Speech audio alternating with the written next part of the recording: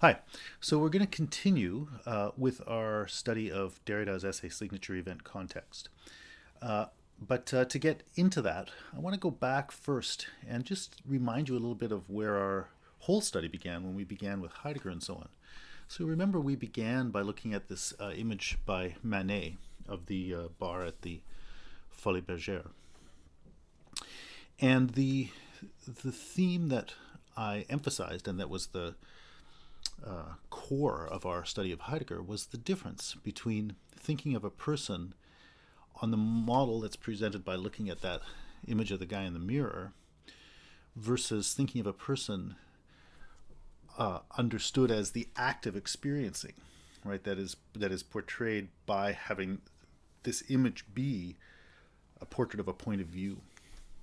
Right, so we distinguished basically between the person as a kind of object and the person as a perspective, roughly. But a lot of things went along with that. Right, when we think about the person on the model of that reflected image in the mirror, the person as an object, we think of that person as a discrete body in space, which is to say something very individuated, something separate from other people, something separate from other things, and we tend to think of that person as the source of his or her own actions, a center of initiative, and so on.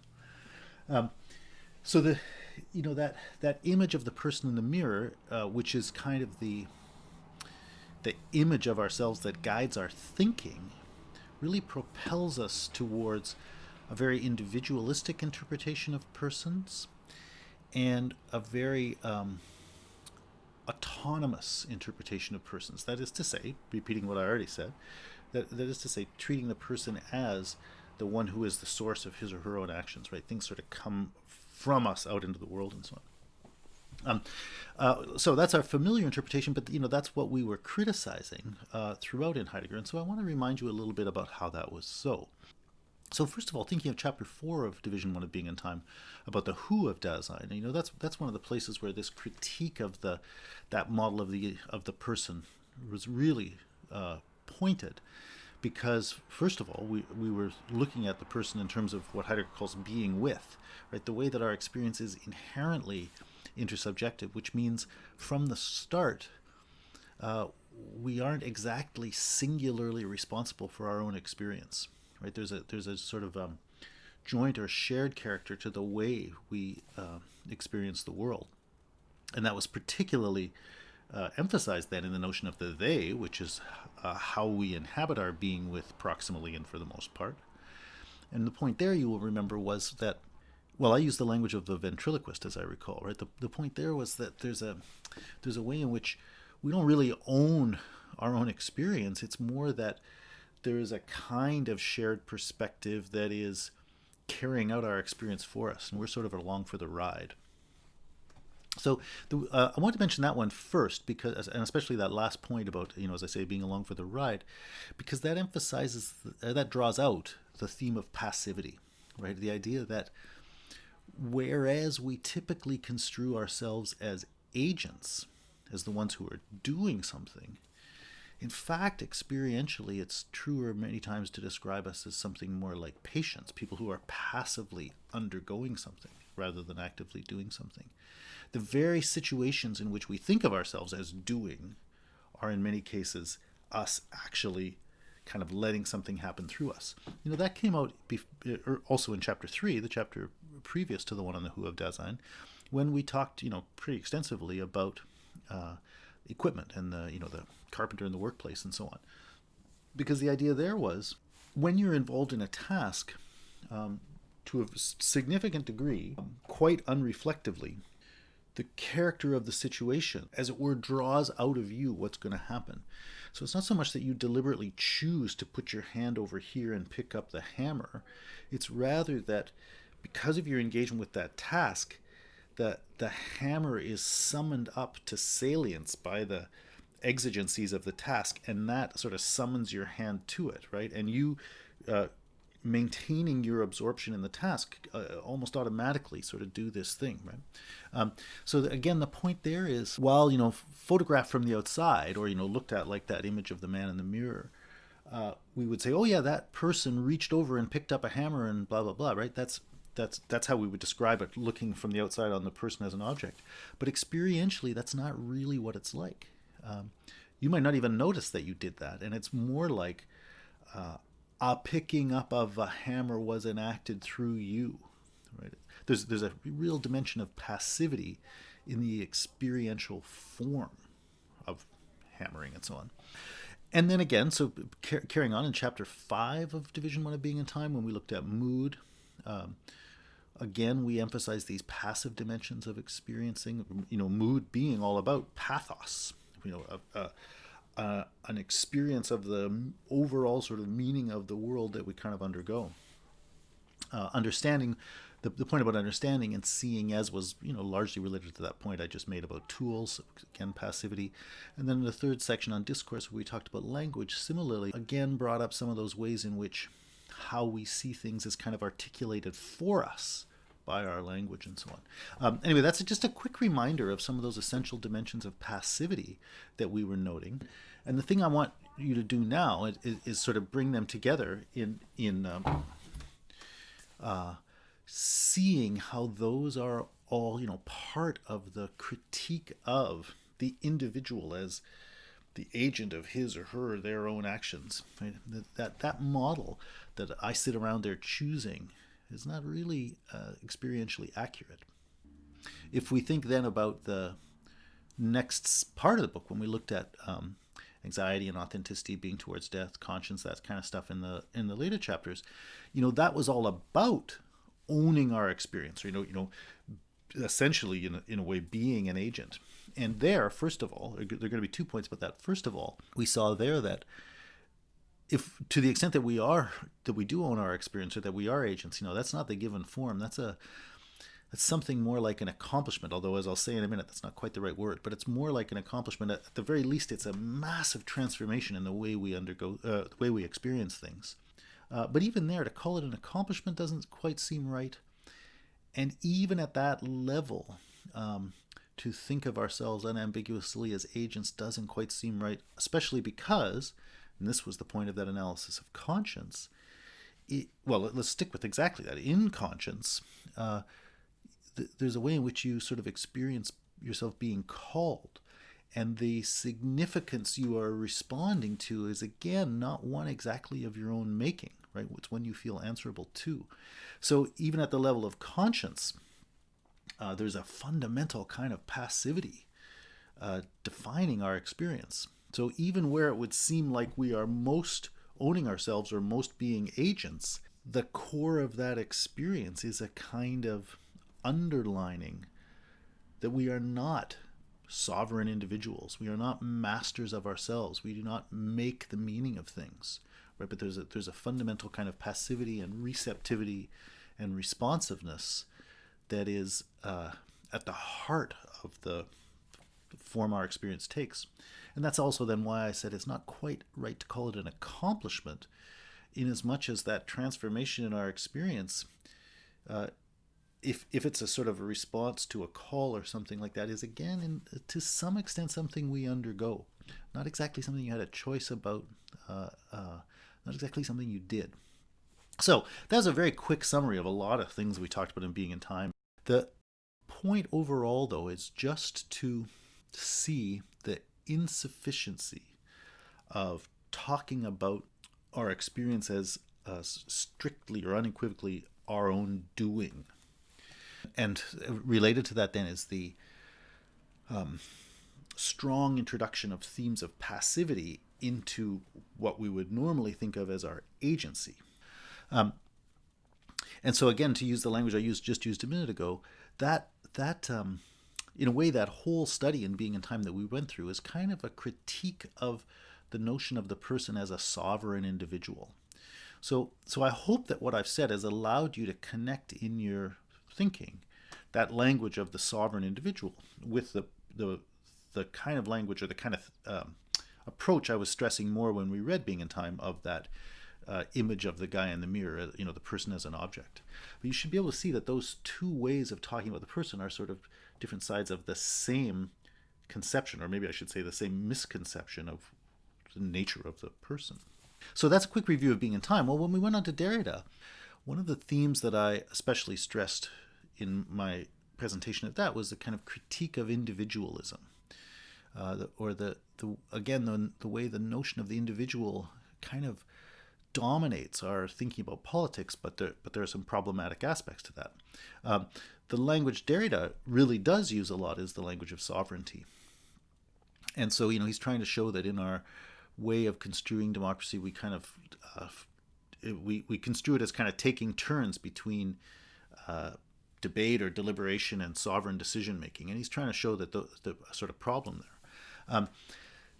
One theme he emphasizes in general is just the core of that we construe freedom on the model of sovereignty, that's integral to how we think about freedom.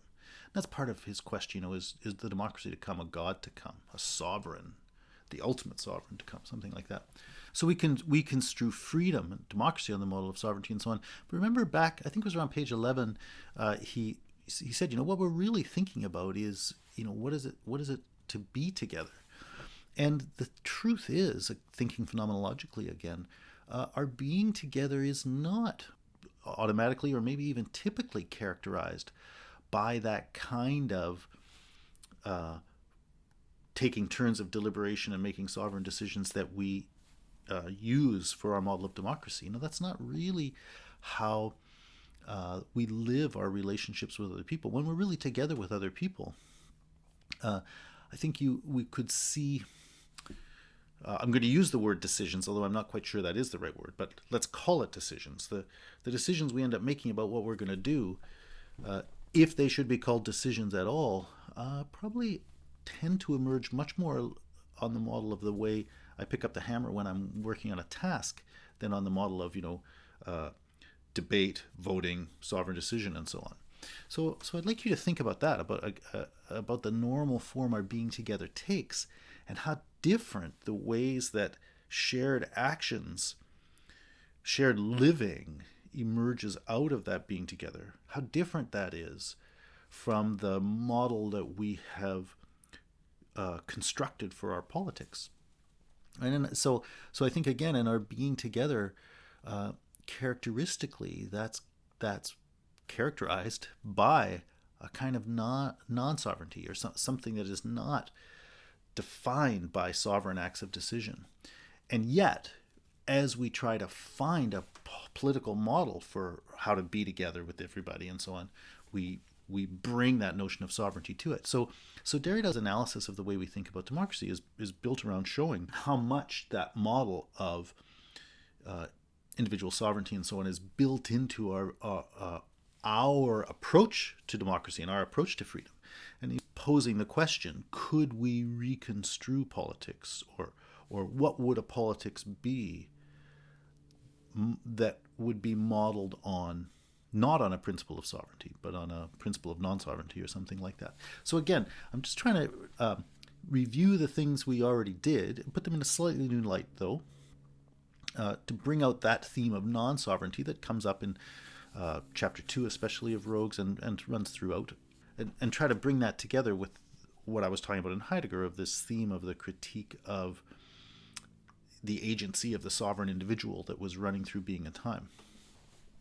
So with that background in place, as sort of a reminder of where we've been, I now want to turn more directly to the essay signature event context, because that same theme is going to be carried forward now. Basically, that's what we've been studying in this class, and we're going to get yet more deeply into that theme. And this time by looking, well, again at the issue of being together, but especially focusing on the theme of language. So think about what it is to be with another person. And I'm going to give you an image here. Here, this is a picture by Pizarro from 1881. It's a picture of a conversation. But, you see two people standing here talking. And I'd like you just to think about what it's like to talk with another person. We commonly think, oh, I miss that person. I want to be in the presence of that person, right? And so you want to be in the same room that person is in, where you can actually share your words and so on. So think about that. Think about experiences where you would say, I'm present there with the other person. And I'm emphasizing there the words present and with. and think about how you carry out your being present there with another person, which typically means through talking, which is where you essentially share your perspective with another person, right? They share their perspective with yours, right? So again, think of the way we normally construe that. That's where Derrida's essay begins. So he begins his essay by saying, he wants to talk about communication and the way we typically construe communication.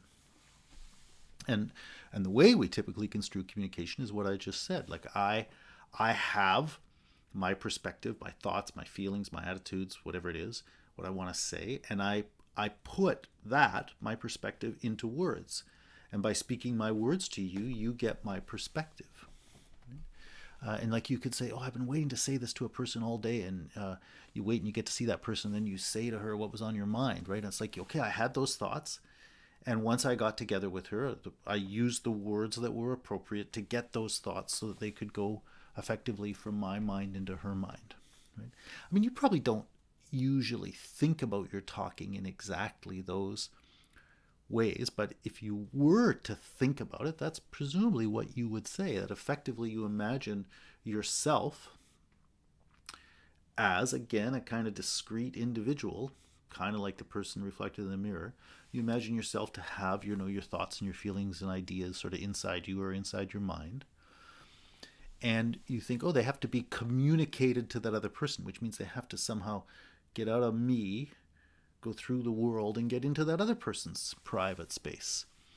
And you think of words as the appropriate tools or the appropriate means for making that happen.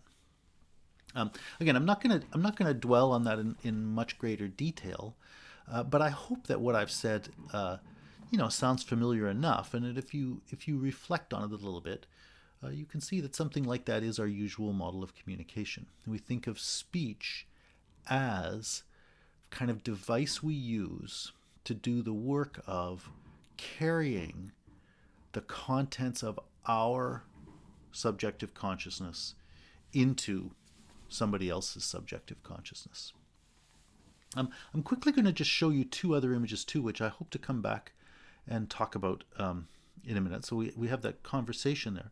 Here's also an image by Brancusi. It's called The Kiss. And then this is another one that I think I used once before of Klimt, also called The Kiss. I just want you to notice those and think about those things too, because those are just further examples of ways we imagine we're going to be present with another person here in a particularly intimate way. So I just want to put all those images in your head, the images of the kiss, and especially this image of the conversation, to think about our being with other people and that notion of communication. So Derrida takes his orientation from the notion of writing. And so he says, he begins by saying, okay, so how do we think of writing? And he says, typically, just as our speech is understood of taking our ideas and kind of clothing them in a vehicle that lets them go to some other person's consciousness or whatever, writing is understood in that same model as taking those words we would normally speak together and finding a new way to portray them. There's sort of the written word is kind of an image of the spoken word, kind of like the spoken word is an image of your thought. The written word is an image of the spoken word that has the particular power of being able, as he says, to extend the reach of our language. Right? If you write something down, it means you can send it in a letter and therefore communicate with someone who's not right there with you, who's not present to you, to pick up on that word again.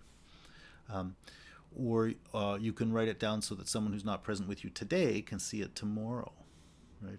So, in space and time, writing is fundamentally understood as this thing that extends our ability to speak. But he says, this is on page 311, he says, when we say that writing extends the field and powers of a locutionary or gestural communication, are we not presupposing a kind of homogeneous space of communication? And he says a little bit later on, he refers to a milieu that is fundamentally continuous and equal to itself within a homogeneous element across which the unity and integrity of meaning is not affected in an essential way. So the thing he's saying there is, when we think about writing in that way, we're kind of imagining, oh yeah, it introduces a quantitative increase in the distance or time that we can cover with our language, but we're not imagining it to qualitatively change what's going on in communication. So that's the way we typically talk about it, and that's the question that he's going to ask. He's going to say, is that right? Is it right that writing is just this kind of supplementary thing that carries on the same fundamental activity that's involved in speaking, where speaking is understood as that way that, images of our consciousness are used to facilitate the communicating of one consciousness with another. Basically, every part of that story is going to turn out to be wrong. But so he then wants to go on and explore writing, and he says, when people are talking about communication, he refers to an essay by Condillac. It's not particularly pertinent for our purposes, but using that, he brings out this pretty familiar idea that writing or speech is grappling with matters of absence. The details of that you can get from the book, but I'm not going to dwell on them here. But he says, he wants to look at the particular kind of absence that writing is dealing with. Because you think of writing as the way you're going to communicate with an absent friend who's either not there at this time or who's too far away in space or something like that. So he says, what's the distinctive way that writing relates to absence? If we're going to understand the distinctive effect that writing has, actually, let me say one other thing before that.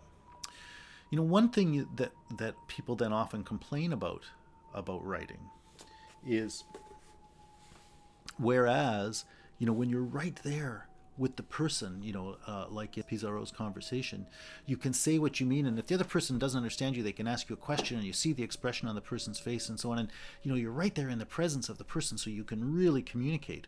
But the problem with writing is that it's just kind of the dead letter of your communication. It's not animated by the living presence of the person, and for that reason your writing might be misunderstood or something like that, right? There's something kind of flat about it. So on the one hand, writing is understood to extend this presence, but it's also understood to be something that's really lacking if you don't have the living presence that sort of gives it its meaning and so on. And so he says, okay, if writing does have a distinctive character, let's sort of work that out. And so he says here, this is at the bottom of 314. He says, if there's something distinctive about writing, he says, it must be because absence in the field of writing is of an original kind, right? If any specificity whatsoever of the written sign is to be acknowledged. But then the second thing he says is, okay, so let's stick with that first one. The first thing then is he's going to look at what's the way writing deals with absence. But then the second point he's going to say is, okay, if it turns out we can then show that kind of absence that characterizes writing, in fact, also characterizes all those other kinds of communication, speech and whatever else, that we normally would try to differentiate writing from, then that's going to actually radically change the way we have to think about what communication is. So that's what's going to happen here. And so he says, okay, now on 315, he says, let's attempt then, while continuing to take our point of departure from the classic model, from the classic discourse, let's attempt to characterize the absence which seems to intervene in a fashion specific to the functioning of writing. And that's what he's about to go on and talk about. And so the next couple of paragraphs on 315 and 316 try to identify that. And I want to emphasize those two pages. Like this whole essay is good, but it's really pages 315 and 316 that you need to read and understand. And if you get those, you're really going to get it. So the thing about writing is the basic word he's going to use, and now all the things I said about music should start coming back in. The thing about writing that he's going to emphasize is that it's iterable. Anything that's written can be reproduced and repeated. So he says in the middle of 315, a writing that was not structurally legible or iterable beyond the death of the addressee would not be writing. So what he means by that is the following. Whenever you write something, it is something that can be read.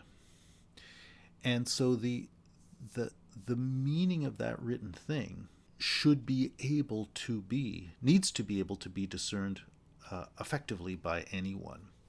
So, if you write a secret message to someone, the wrong person might, well, I don't know, get access to your phone and read your text messages and find out that you were sending secret love messages to someone. Or you might be, plotting to overthrow the government, but somebody finds that email or whatever, it probably wouldn't be an email, but whatever you're using, and they can read the message, right? So the nature of writing is that it's not just legible to the one other person that you intend it for, the addressee. The nature of writing is that it could be read by anyone. And he says, if even if you had a code, even the way you understand the most secret code, right, is that it is a system for communicating these meanings. And if you know how to read it, then you can get those meanings. But if one person can learn how to read it to get those meanings, then another one could too, right? It doesn't count as language if it isn't something that is reflecting an interpretable structure of expressing meaning, right? If it isn't something that can be read. But if it can be read, it basically can be read by anyone. Of course, some people might not know the code, and you might want to do all kinds of things to, try to not let people know that and so on. But if it's writing, it can be read. And that's why people can find, fragments of written languages that people spoke thousands of years ago. And there's no one left around who can speak that. But they can look at those things and they can work it out and they can decipher them.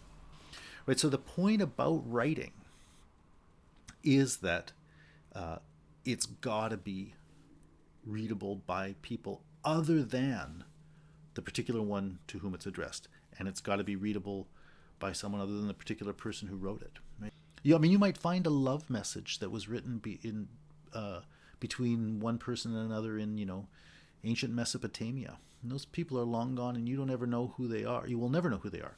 But, when you dig through these ancient remains and you find these things, you can say, oh yeah, here's a shopping list and here's a love letter between two people, right? The writing says what it says, even in the complete absence of who the author was and who the recipient was. That's the way writing works. In other words, the very meaning of the written word is that it is not defined by whoever happens to be deploying it. Right? The written language effectively means on its own. And we use it, but it doesn't need us. It doesn't need the author or the addressee to tell it what it means. Right? It works on its own. So that's the second point. The first one was just that sort of overall review and the critique of that notion of the sovereign individual. The second point was really to introduce our familiar understanding of how communication works and to try to zero in on the way writing fits in there, and then to look at how writing actually works. So now I'm going to quickly draw a couple of points about that and try to tie those things together. So yeah, he said he's been looking at that distinctive way then that writing works. And what I hope you can see already in the thing I've said is that we're going to be able to say about writing basically the same things we were saying about the song when I was talking about music, right? That the thing that is written, like the song, is something that has no original, in the sense that the fact that some person intended that as the love letter to her or his love mate in ancient Mesopotamia, that isn't what gives it its meaning. It's rather that person kind of deployed something, that it deployed a kind of meaning that the language makes available. And that person pulled on that resource to say something on that occasion. But that was a version of using it. That was a version of saying what that thing could mean. but other people can explore that expression and find all kinds of other things in it. I mean, think of it this way: like you could write a letter. I could have written a message to my mom when I was 16, and I could have said at the time, "Oh, I'm telling my mom how much I really care about her." But an astute psychologist could read that message and could talk with you now when you're 22 or 23 and say, that's really you expressing your resentment and couching it in polite language. Then you're doing that partially because you can't really admit to yourself how angry you are with your mother or something like that, right? And you at the age of 22 might be able to say, yeah, I can see that now, right? So the point is that piece of writing expresses something, and it expresses it whether or not you, as the one who authored it, do avow it or even can avow it. Like maybe the 16-year-old who says it couldn't avow that, it couldn't sort of say, this is my meaning, because that person doesn't have a deep enough grasp of his or her, their own psychology, right? And that's why somebody else could make sense of you in a way you can't really get. And it may very well be then that a good psychologist or whatever 6 years later can look back at your letters and reveal something that neither you nor your mom did or could pick up on at all. But interestingly, you at 22 or 24 or whatever might get it. You might see those things there, and you might say, yep, that is what's expressed in those words. So the point I'm trying to get at there is that when you performed that song, or when you wrote those words to your mom, your take on that at the time was kind of a version of what it could be, but it can be covered in a way that brings out other things about it, or which is to say, you looking at it later might very well grasp what was in that meaning in ways that were not recognized by the people who were using it at that time. That meaning may still very much have had its effects, right? The resentment and the inability to recognize the resentment on your part and certain things going on in your mother, those things may all nonetheless have been at play in your interaction through deploying those words. But no one there could avow it, though they were happening. But so I'm bringing that out just to give an example that I think is sort of familiar of how different eyes, so to speak, can read in the writing things that even the user or the addressee couldn't read. But again, think of something else too. Think about something like Plato's writings or Shakespeare's writings. There again, like those things, those writings put things in motion, ideas and thoughts and so on. And they have the capacity to communicate to you as someone who reads them all kinds of profound things that might not have been noticed or intended by the authors. Socrates himself makes that point. Speaking of Plato, Socrates says, I went and talked to the great artists, and they weren't very good at interpreting their own works. The words, once they're there on the paper, have the capacity to do something, to use the word Derrida uses, but put in scare quotes, to communicate something to you. But the interesting thing there is that if we thought of communicating as taking one thing that was over here and just moving it to another place over here, that can't quite be what's happening, because the words are in communicating something to you are in fact probably giving rise to an experience that in fact no other person ever really had before. It's not like there was a thing that some insightful person put into the words that somehow now you're getting out. Right? Some person through their experience grappled with these words and put these things down on paper, but those words have the capacity to do something that is in a way unprecedented in anything anybody ever experienced in reading them before, right? And so I really hope you see the connection there with the song, right? Jay Dilla can hear something in a song that the people who wrote that song never heard. Somebody can hear something and think, oh, I'm going to sample those 3 seconds and I'm going to deploy it right here and it's going to have this powerful musical effect, and they can be right. But so they're hearing music in somebody else's work that person never dreamed of, but it's there, but it took, him to bring it out or something like that. So that's on page 317.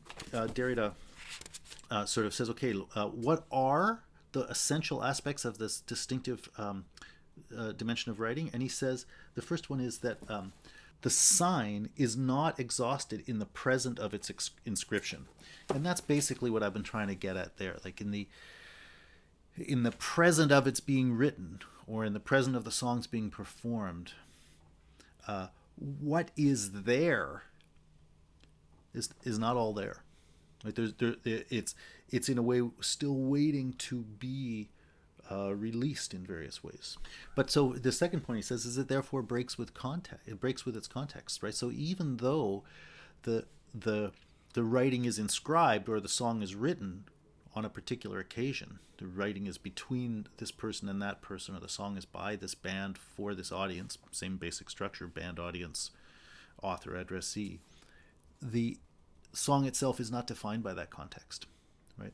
And then the third point, he says, he refers to this as spacing, and he's basically saying that's the way that the very character of the thing is defined by separable pieces, effectively, that it's spaced out. It's not a thing that just comes as a non-dissoluble one, but it is itself extended through discrete and differentiable elements, with the result that you can take it apart, and that's why you can sample a tune. That's why you can pull out a piece of it, because the reality of that work was that it was spaced through these different parts. You might not even have known they were parts when you did it initially, but somebody else can come in and say, cutting here, right? And so those three. So he says these three things about language. It's not exhausted in the present of its inscription. It breaks with its context, and it's characterized by spacing. And those, it seems to me, are basically the same as those things that I was saying about music, right? And so with the language, you can excerpt this piece and make it work in a certain way. So yeah, so I wanted to just now go through those particular things he says and show you that connection. And the point there then is that in the writing, you're seeing something, the meaning of which is not defined by what some user tried to put into it. On the contrary, it has a kind of, I'm going to use a word that is the wrong word, but you'll get my point. It has a kind of autonomy of its own.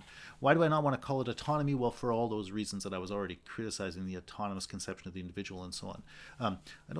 In a way, the language is not characterized by that kind of self, the autos, because it's always able to be different. It doesn't have a single fixed thing that it's going to be, right? But I'm using the word autonomous in the sense that it doesn't turn to something else to have that other thing give it its meaning, right? It does its work, so to speak, on its own, even though it's not an own. But so what that means is, whereas you thought, or in your sort of classical model, you imagined, people are having their meaning and they're giving their independently defined meaning to someone else, and they're just using this medium to transport it. The situation is actually quite the opposite. The writing is the thing that is in a way defining the terms of meaning, and it's by your ability to engage with that and in a certain sense harness that you're able to give your experience meaning, right? So we really make sense of ourselves through the resources that language or that writing makes available, rather than us with our pre-established meanings giving it to the language.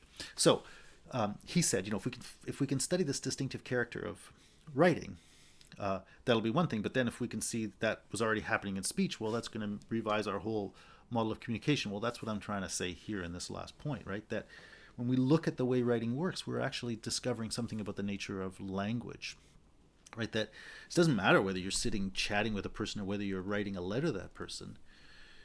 you're using language, and you're I'll use the familiar idiom, but it's wrong. You're putting your thoughts into words, but but but words are already part of that system of the terms in which it's possible to express an established system, which is essentially a system of writing. Not writing in the sense of marks on the paper, but writing in the sense that it's already inscribed in reality, so to speak, what it's going to be possible to say. And it's by kind of adapting ourselves to what that makes possible that we come to have a sense of our own thoughts and our own meanings. So this intimate conversation, is not so much one person taking her private reality and somehow getting into the private reality of the other person. It's people coming to have an ability to make sense of their own experience and their shared experience through entering into the world of language and the terms of meaning that it makes available. But so again, if we go back to that notion of just the language of the they, the talk about the they in Heidegger, I use the language there of the ventriloquist. And it's not in exactly the same sense here, but in a similar way, it would make more sense to say that language is speaking through me, or writing is writing itself through me, rather than saying that I, with my own private ideas, are handing them out to the world.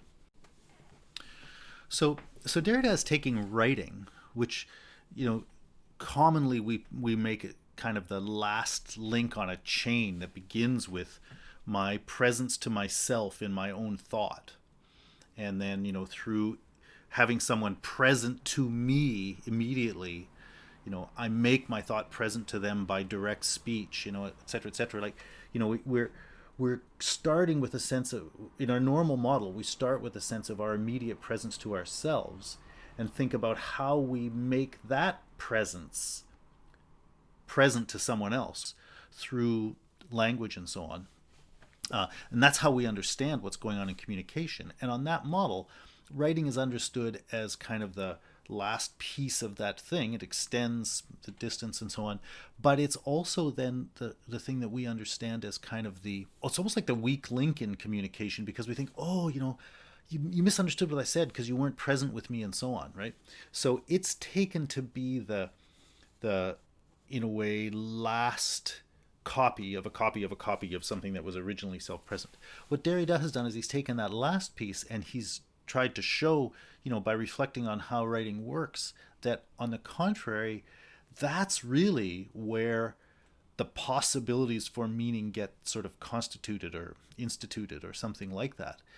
And that we don't begin with a kind of self-presence.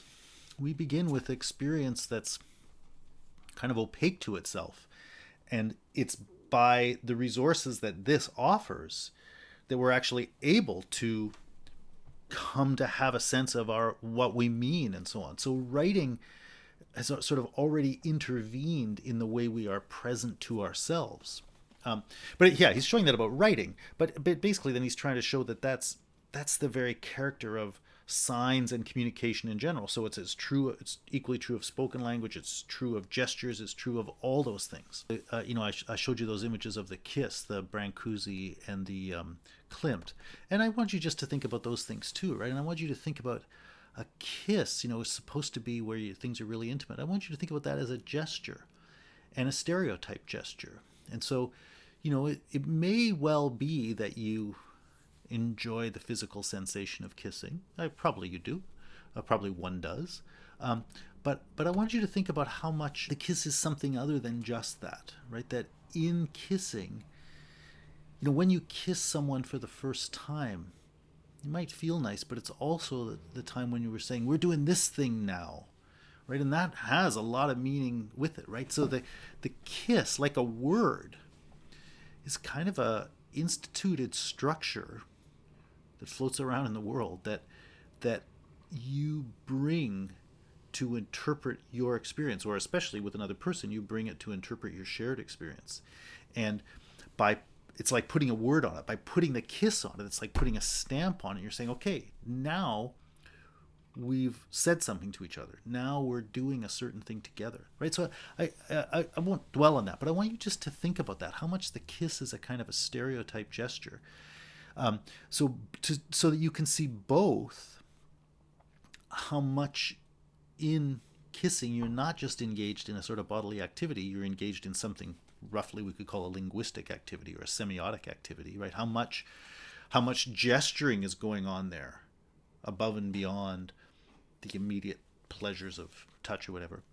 But then the second thing I want you to think about is how stereotyped a gesture that is, right? How much you rely on a thing that has its meaning defined quite independently of anything you ever said or thought, or anything that other person ever said or thought. You're taking this kind of iterable meaning from the lexicon of available forms of expression and saying that's what says my experience, right? So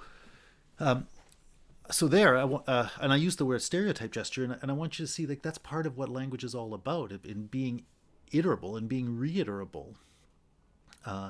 It's a way that things have already been said, and you're going to say them again, right? It's a way of finding your meaning in the things that are already available to be said. So there, I want you to then think about how much the very way in which you're able to make sense of your experience to yourself, which is so deeply tied up with the way you make sense of your experience with others, right? How much that's rooted in the embrace of stereotypes, right? The embrace of already established codes for making sense of things.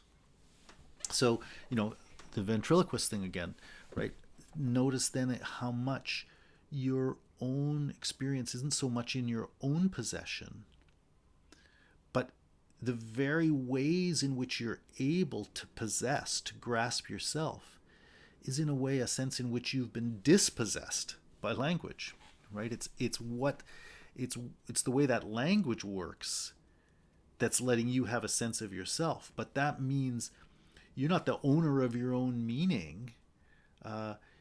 You've kind of consigned your sense of self to the vicissitudes and powers of the way those words work, right?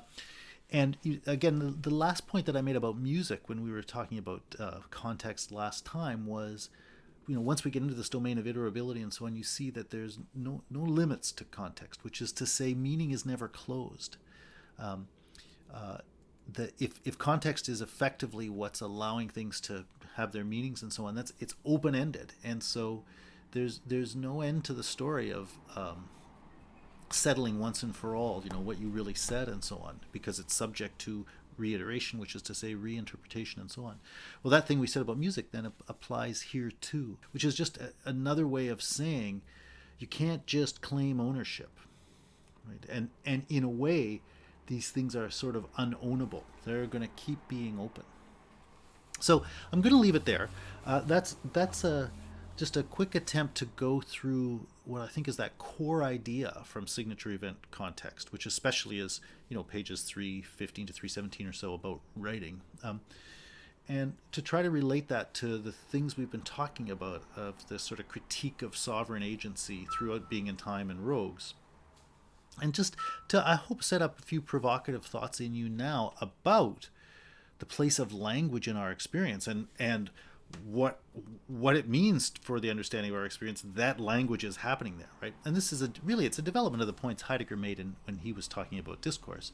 But I'm trying to bring out some new things, and that's what we're now going to move further into. We're going to explore that dimension further with Merleau-Ponty, and we're going to talk about art, and we're going to talk about painting in particular.